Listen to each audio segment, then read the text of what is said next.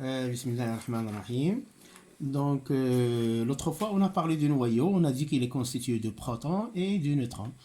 Entre les protons, il existe des forces de répulsion. Donc, ce qui fait le noyau il peut exploser. Voilà. Sauf qu'il maintient sa cohésion grâce à ce qu'on appelle une liaison forte ou bien l'énergie de liaison. Mais dans certains cas, cette énergie n'est pas suffisante pour maintenir la cohésion du noyau, donc il peut exploser, c'est ce qu'on appelle la radioactivité. On dit aussi que le noyau il est radioactif. Alors, qu'est-ce que c'est que la radioactivité? Ben, c'est ce qu'on va entamer aujourd'hui. Voilà. Alors, comme vous voyez, la radioactivité, par définition, c'est une transformation spontanée. Ça veut dire qu'on ne peut pas prévoir dans le temps, on ne peut pas savoir quand est-ce qu'un noyau va exploser. Donc c'est une transformation spontanée au cours de laquelle un noyau instable, appelé noyau père, il se désintègre pour former un noyau fils. Voilà, c'est YZ'A', la XZA, plus une particule. Alors, cette particule, ça peut être une particule alpha, bêta moins, bêta plus ou gamma. Alpha n'est rien d'autre que le noyau d'hélium, mais il est petit, mais il est stable, voilà, He2 4. La particule bêta moins qui accompagne cette transformation, c'est un électron. Voilà, E-1, 0. Mais bien sûr, cet électron ne provient pas du nuage électronique, parce que nous, ici, dans cette leçon, on travaille qu'avec des noyaux. Donc, l'électron ne provient pas du nuage électronique. Alors, d'où vient-il? C'est ce qu'on va voir après. La particule bêta+, c'est une antiparticule de la particule bêta-. Ça veut dire quoi, antiparticule? Voilà, E plus 1, 0. Ça veut dire qu'ils ont les mêmes caractéristiques du point de vue masse, du point de vue vitesse, etc. Sauf que sa charge, elle est positive. Donc, une particule avec une antiparticule, ils ont les mêmes caractéristiques, à part la charge. L'une, elle est négative, l'autre, elle est positive. Voilà. Donc, et finalement, ça peut être une particule gamma. Ah, c'est quoi gamma? C'est un photon. Alors, un photon, c'est quoi? C'est un grain d'énergie lié à une onde électromagnétique. Ça aussi, on aura l'occasion de le voir après. Voilà.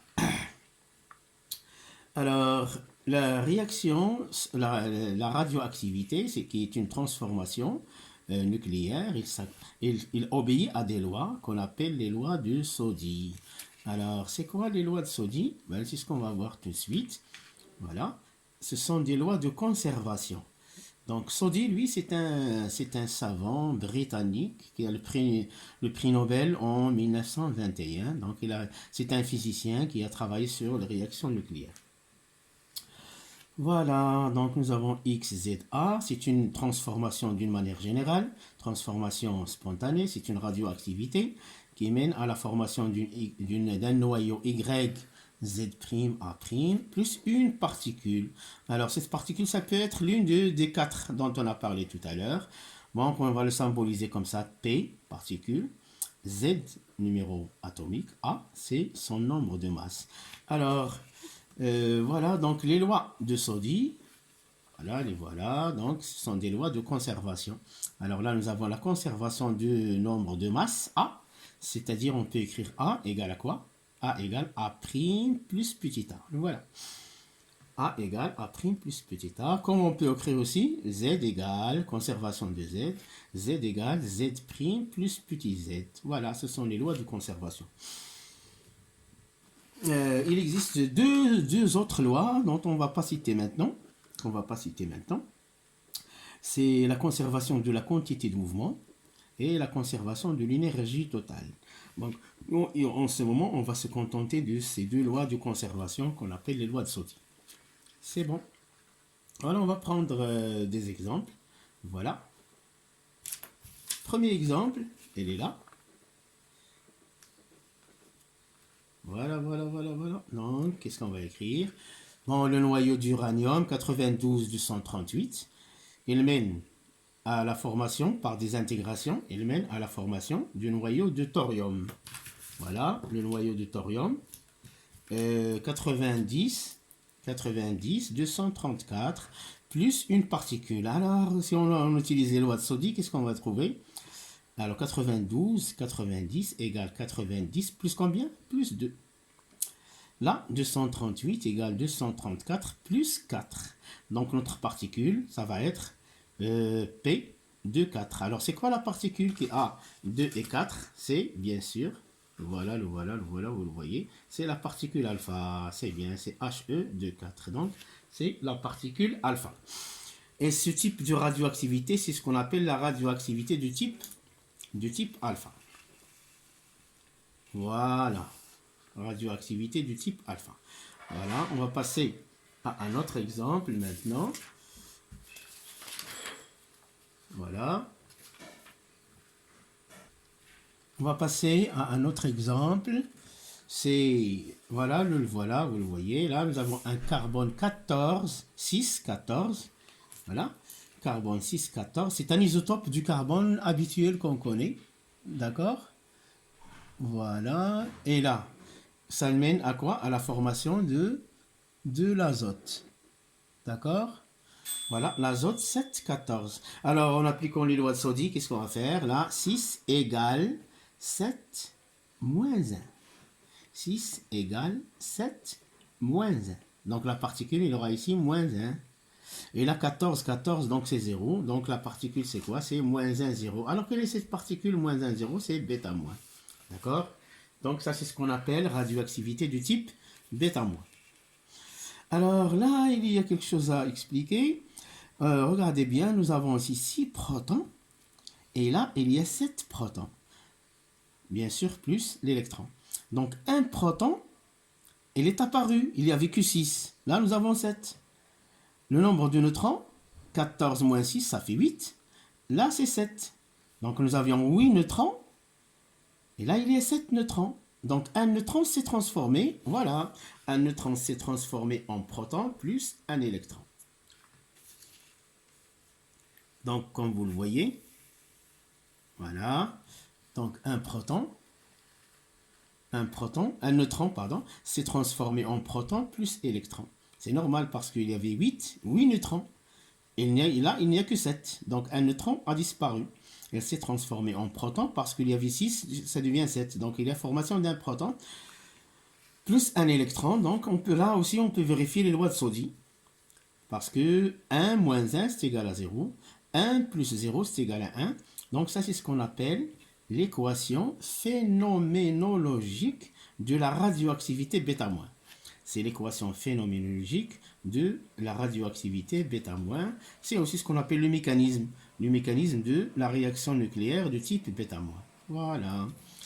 Donc, on va passer à un autre exemple. Voilà. Exemple 3. Alors là aussi, je vais cacher ça. Voilà, c'est bien. Alors, voilà, par exemple, on considère cette réaction nucléaire, c'est une radioactivité voilà, pour l'oxygène 8,14.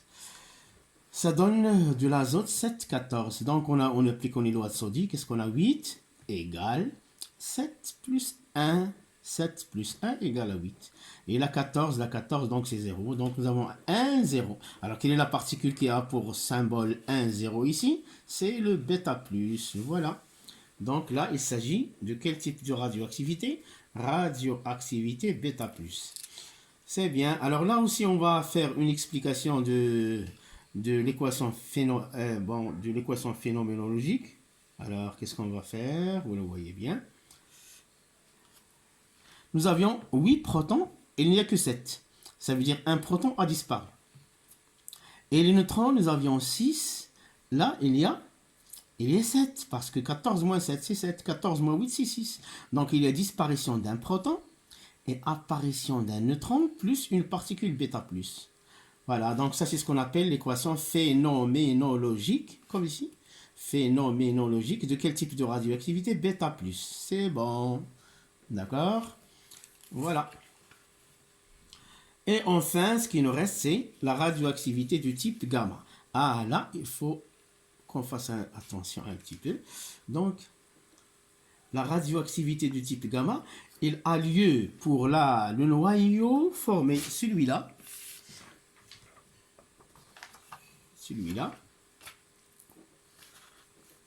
Alors, Regardez bien, donc là, il se peut que le noyau formé Y capte une portion de l'énergie cinétique de ces particules formées. D'accord? Alors les particules formées, ils ont une certaine énergie cinétique. Lorsqu'ils apparaissent, ils avaient une vitesse. Ils ont une vitesse dès leur apparition. Bon, supposons qu'il y avait, bon, c'est juste un exemple pour, voilà, c'est 100. Supposons qu'il y a 100 joules. Alors lui, il va capter une quantité de 100 joules. Supposons qu'il capte 10. Alors, donc il a capté une partie de leur énergie cinétique qui ne lui appartient pas. Donc ce qu'il fait, c'est un excédent d'énergie. Par exemple, il reste 90, lui il a pris 10. Lui, il a pris 10 joules. Alors c'est un excédent d'énergie qui le rend instable. D'accord? Je reprends. Dès la formation de ces particules, ils ont une certaine énergie cinétique. Sauf que le noyau formé, lui, il leur prend une portion de leur énergie cinétique, ce qui fait il y a ici un excédent d'énergie. C'est une énergie qui ne lui appartient pas normalement, il appartient à ces particules. D'accord? Alors cet excédent d'énergie, il le rend instable. On dit aussi qu'il le rend excité. Voilà, on va continuer. Donc, si le noyau formé, là, il est excité. On va le symboliser par un petit astérisque ici. Ça veut dire que ce noyau, il est excité. Il a capté une portion d'énergie des particules formées. Alors voilà, donc là, il est instable, il est excité. Donc il va revenir à son état fondamental. C'est plus stable pour lui, en libérant cet excédent d'énergie qu'il a pris. Alors cet excédent d'énergie qu'il a pris, il va le libérer sous forme de photon. Donc là, ce photon, c'est ce qu'on appelle le photon gamma, là 0, 0. Donc ici, qu'est-ce qu'on remarque? Donc Z', Z', c'est pareil. A', A', c'est pareil, parce que là, c'est 0, 0.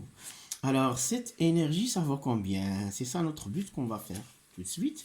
Alors, donc, cette énergie, alors, il vaut combien? Voilà, on vous donne la formule. Bon, gamma, c'est un photon, c'est un grain d'énergie lié à une onde. Parce que le photon, il a un autre aspect, il a un aspect ondulatoire. Le photon, c'est un grain d'énergie, mais aussi il a un aspect ondulatoire. Voilà, donc la lumière, il a deux aspects. Un aspect corpusculaire, c'est un photon. Un aspect ondulatoire, c'est une onde. Alors le grain d'énergie, le photon, elle est là. Et l'onde qui est liée, elle est là. Voilà, ça, il a une énergie E. Et l'onde, il a une longueur lambda, la longueur d'onde. Une onde, il est caractérisée par sa longueur d'onde, un photon par son énergie.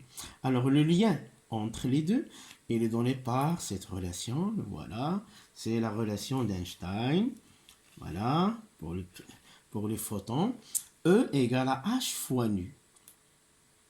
E, c'est l'énergie du photon, nu, c'est la fréquence de l'onde, c'est le lien entre les deux. Ça, c'est photon, ça c'est onde. Le lien, c'est par la constante de Planck. H, c'est ce qu'on appelle la constante de Planck.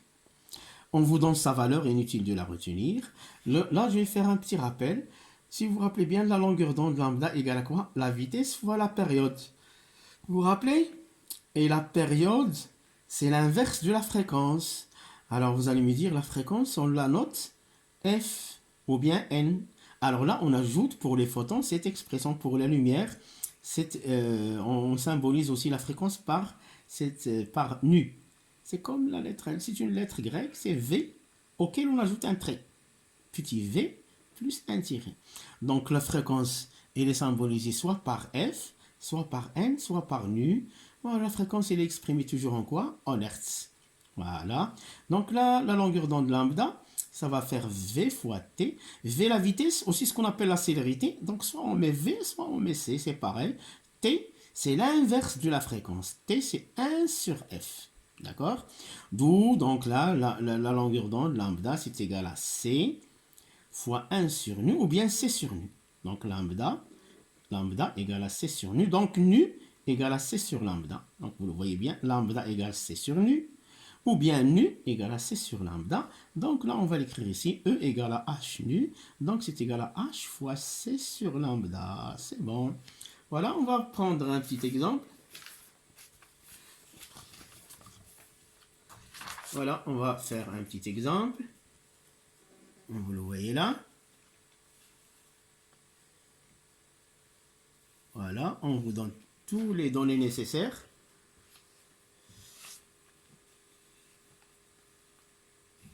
Calculons l'énergie de photon associée à une onde électromagnétique d'une lumière de longueur d'onde lambda égale à 560 nanomètres.